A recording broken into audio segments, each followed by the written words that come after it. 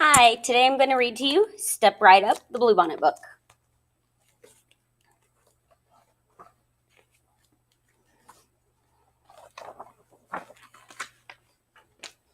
Spring 1889 stretched a blanket of wildflowers over Shelbyville, Tennessee, but William Doc Key barely noticed.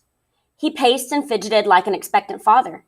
He had been on hand for plenty of births before, but this one was special. Visions of a future champion racehorse darted through his mind as he comforted his mare, Loretta, and finally, a dark, wet colt lay shivering at her side. Doc knelt to welcome the little fellow, but something was terribly wrong. "He's the most spindly, shank-legged animal I ever did see," he said. Most folks would have given up on the colt right then, but Doc had a kind streak that ran clear through his heart and all the way back to his childhood. William Key was born into slavery in 1833. As a child in Shelbyville, he was full of questions about the world. In some parts of the United States, educating an enslaved person was a crime. Even where it was not forbidden, many owners did not want their enslaved people to be educated. But John and Martha Key, William's masters, like several others in Shelbyville, thought differently. So the Keys allowed William to join their son for lessons. Learning gave William a sense of freedom. From the time William was about 6 years old, it was clear he had a special way with animals. No matter how wild or rascally the animals, William befriended them and tamed them. He especially loved horses. A few years later, William's masters started sending him across Bedford County to work with other farmers' ornery animals. During these travels, William saw how some animals were neglected, beaten, and worked to death. He was gentle and patient with them instead. He thought nothing was worse than being hurtful. William learned all he could about caring for the injuries and illnesses of animals and people. He paid special attention to when his mother taught him how to distill roots and herbs into homemade remedies. As William worked at different farms and businesses, his doctoring skills developed, and his reputation grew across Tennessee. By the time he was a young man, William was so good at treating injuries and ailments that everyone started calling him Doc Key, or just Doc. In 1865, the Civil War ended, and Doc built a new life as a free man. He married and bought his first patch of land in Shelbyville. It was the perfect spot to build his new horse hospital. Doc also perfected his own line of medicines, including Keystone Liniment, which could be used to treat both horses and people. After the war, many formerly enslaved people faced racism and prejudice from white people who would not recognize them as equals. Doc decided that the best way to beat the prejudice he encountered was to try and make friends with everyone and show them he could be a successful businessman. He eventually opened a blacksmith shop, a wagon wheel and harness making shop, a restaurant, and a hotel. He even built a racetrack and dreamed of raising fine racehorses of his own. Doc's Keystone Liniment became so popular that he bought a medicine wagon, hired entertainers, and hit the road.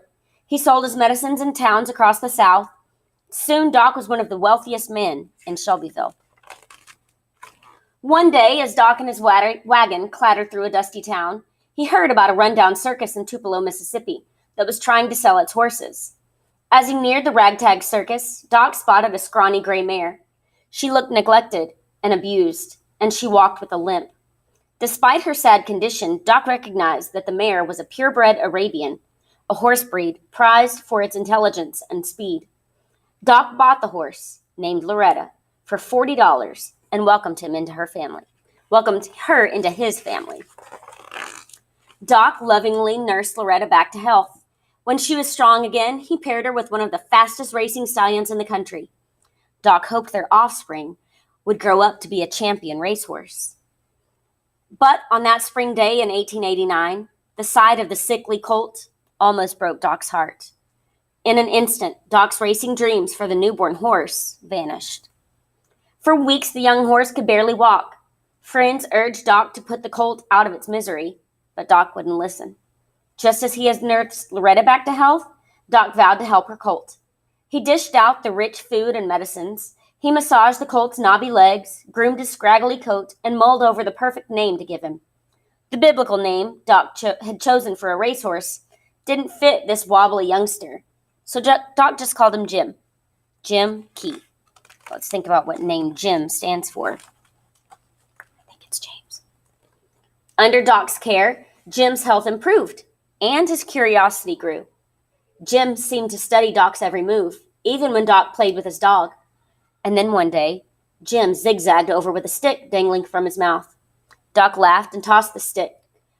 Jim stumbled after him like a clumsy dog. "He was a knowing colt, I'll tell you," Doc said. "He showed me he could fetch, and he proceeded to try to do the other tricks the dog could do." Jim learned to sit, play dead, act sick, and roll over on cue. When Jim was about a year old, Loretta died. Doc was heartbroken, but he also worried about Jim. The orphan colt needed looking after night and day, so Doc coaxed Jim up the porch steps and through the front door of his house. The young horse made himself right at home. When Doc counted money, Jim watched. When Doc wrote letters, Jim watched. When Doc opened and closed drawers, Jim watched. "Pretty soon he began to pick at me, trying to imitate me," Doc said. In time, Jim's legs straightened and he muscled up. He grew into a handsome young stallion, and too big for the house. Doc knew it was time for his four-legged house guest to move back to the stable, but Jim kicked up a mighty ruckus until Doc started sleeping on a cot next to Jim's stall. And then Doc moved in his desk and most of his office. Before long, he was practically living in the stable with Jim. When Doc was ready to hitch up the medicine wagon again, he decided to bring Jim along as his newest attraction. Doc held up a bottle of Keystone Liniment and announced for people to gather around. He told the crowd how his sickly, crippled colt had gone strong and healthy. Right on cue, Jim pretended to be sick. He limped and drooped and snorted and wobbled, and then Doc gave Jim a spoonful of medicine and massaged a dollop of liniment onto his legs. And suddenly, Jim acted well again, and he pranced around, frisky as a pup. The audience clapped and laughed and lined up to buy Doc's medicines. Back at home, Doc's wife walked into the stable munching on a snack. "Jim, do you want a piece of apple?" she asked, and Jim nodded his head up and down. Mrs. Key ran back to the house, yelling, "Doctor, doctor, the horse can say yes!" Doc began to wonder what else his horse could learn. The stable was transformed into a horse-sized classroom. Doc painted sugar on a cardboard square marked with the letter A and held it up to Jim. A, Doc said. Jim swiveled his ears and listened, and then he licked the card until it was soggy. Doc created a new card out of tin, and every day he patiently repeated A, as he slipped the card between Jim's lips. For weeks, Jim licked the sugar and stared blankly at his teacher. Doc sighed and shook his head, but he kept at it. After 6 months, Jim finally understood. If Doc called for letter A, Jim grabbed the right card and dropped it into Doc's hand. In no time, Jim learned to fetch the B card and then the C card, and then all the way to the Z card. Doc was proud. He rewarded Jim with an apple or a sugar cube for each correct answer. Next, Doc had Jim combine letters to spell words, choose numbers to make sums, find flags to identify states, move clock hands to tell time, and a whole lot more. When it was time for Jim to learn to write, Doc painted Jim's name with sugar on a blackboard. Then Doc slipped some chalk between Jim's teeth so the horse could write his name, and the chalk crumbled. They needed a bigger piece. 7 years passed quickly in Jim's private classroom. The more kindness Doc heaped on him, the more willing the horse was to learn. Doc was now ready to show the world what Jim could do. Their chance came in 1897 at the Tennessee Centennial Exposition, a huge fair held in Nashville. Doc Key had been asked to help plan a building where African Americans could showcase their art, culture, and inventions. Doc asked the fair directors if he could exhibit Jim. At first, the directors laughed. A horse that could read and spell and write and do sums? Ridiculous. But as one of the organizers of the fair, Doc insisted that Jim have a stage of his own.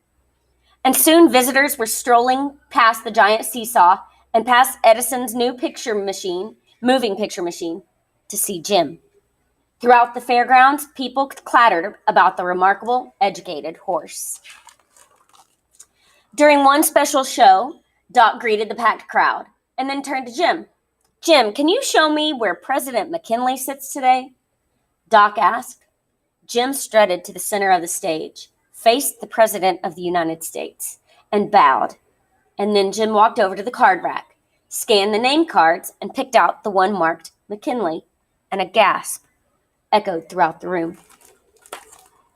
Audience members began shouting out requests for Jim. Spell this word, divide these numbers, get that card, file that letter, ring up the sale. And Jim did it all without a mistake. He even wrote his name on the blackboard, Jimkey.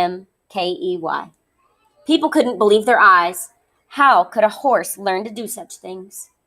The whip makes horses stubborn and they obey through fear, Doc explained. But kindness, and more kindness, that's the way. After the Tennessee Centennial Exposition, Doc and Jim went on the road again. This time, they had a big-time promoter, Albert Rogers, to arrange performances for them. News of Jim's remarkable skills spread across the country. Admiring reporters began calling the horse Beautiful Jim Key, and the name stuck. Doc and Beautiful Jim Key performed around the country, but the farther south they traveled, the more racial discrimination Doc faced. Often, he wasn't allowed to eat in the same restaurants, sleep in the same hotels, or ride in the same railroad cars as white people. Sometimes, Doc and Jim weren't allowed to perform because people didn't believe Doc's claims that his horses had skills. When Doc offered to perform for schools in Cincinnati, Ohio, a school board member proclaimed, "We can't close our schools for horse shows." And people who didn't know about Doc's gentle training methods worried that Jim might be an abused horse performing out of fear. After a while, Doc and Jim caught the attention of humane societies, groups of people who were committed to ending cruelty toward animals. Like Doc, members of the humane societies believed that animals were intelligent, capable of emotions, and willing to learn if treated well. They deserved protection. Beautiful Jim Key was the perfect animal to represent their cause. A portion of the ticket sales for Jim's performance was donated to the Humane Society. The money was used to buy horse ambulances and rescue cranes, fund educational programs, and buy books about animals for libraries. With their growing fame, Doc and Jim were helping to promote the cause of kindness toward animals. Albert Rogers worked hard to get Doc and Jim into prestigious stages. In New York, they performed in their own Broadway play, The Scholar and a Model Office Boy. Jim played the parts of a student and a clerk. He answered the phone, rang school bells, identified colors, and made change from a cash register, filed letters, and more. At a performance in St. Louis, Jim showed off his math skills. A man called out, "Jim, if you take 7, multiply by 3, add 9, divide by 3, and subtract 7, what would the answer be?" Jim paused for a moment and then picked up the card marked with a 3. The man jumped to his feet. "You're wrong, Jim," he shouted. "The answer is 7. But Jim shook his head. "No, no, no." And the audience hurried to do the math. It turned out that Jim was correct. The answer was 3.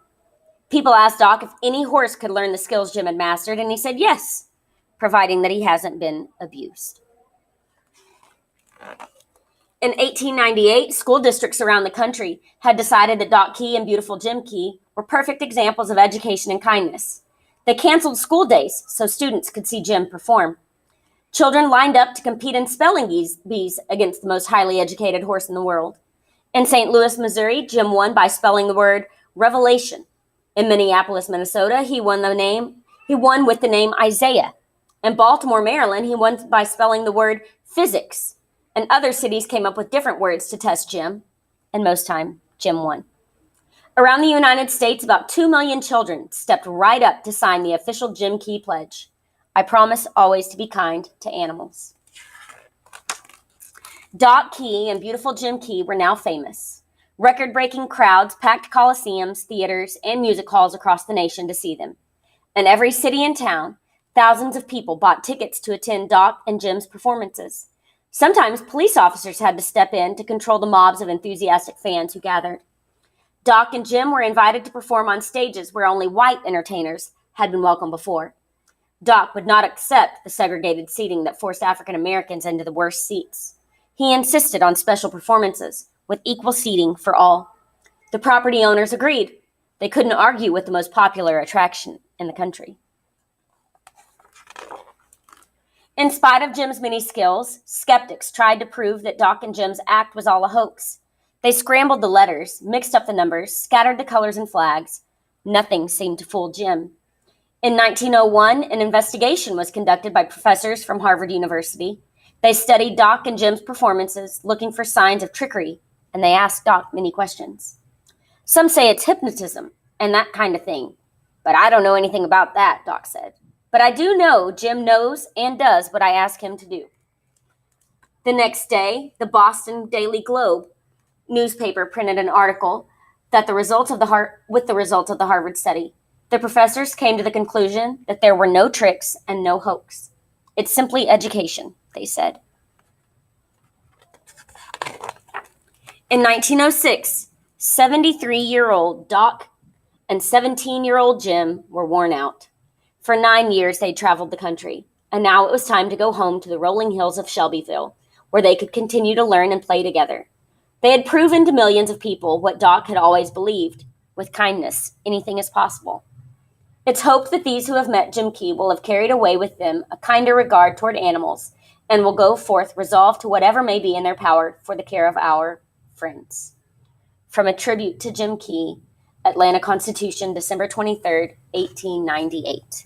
And at the end of this book, you can find pictures of Doc and Jim and a biography about them called The Afterword. I hope you guys like this book, Step Right Up: How Doc and Jim Key Taught the World About Kindness.